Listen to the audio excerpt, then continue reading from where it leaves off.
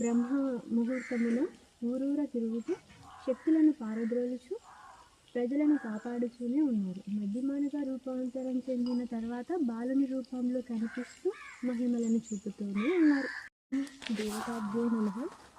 1955 నుండి స్వామివారు ఏటికి అవతల ఉండేవారు.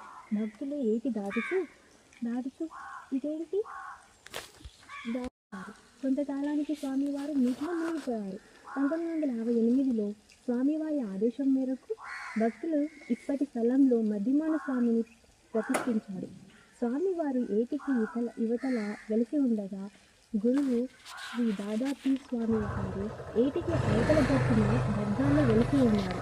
దాదాపీర్ స్వామికి శుక్రవారం పూజలు జరుగుతున్నాయి. అన్ని వర్ణాల వారికి తిరుపతి స్వామి ఇలవేల్పు కావడం స్వామివారి విశిష్టత. స్వామివారి పాదుకలు నీటి మీద వచ్చేవట.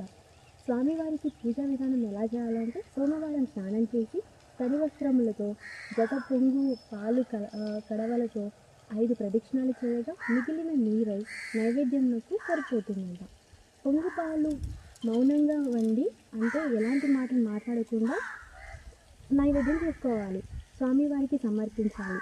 స్వామివారికి ఏమి సమర్పించినా జతగానే సమర్పించాలి. జత పంచలు, జత కండువాలు తడిపి స్వామివారి ఆలయ ఆవరణకు చుట్టాలి.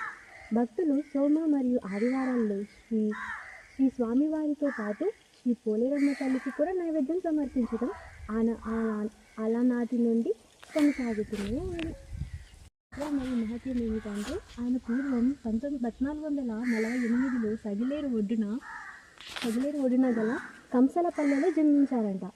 ఆయన తల్లిదండ్రులు బ్రాహ్మణ దంపతులు, శైవ మతస్థులైన ఈశ్వరయ్య, పార్వతమ్మ గారు. అసలు పేరు ఏంటంటే శివుని వరం చేత పుట్టినవాడు కాబట్టి ఆ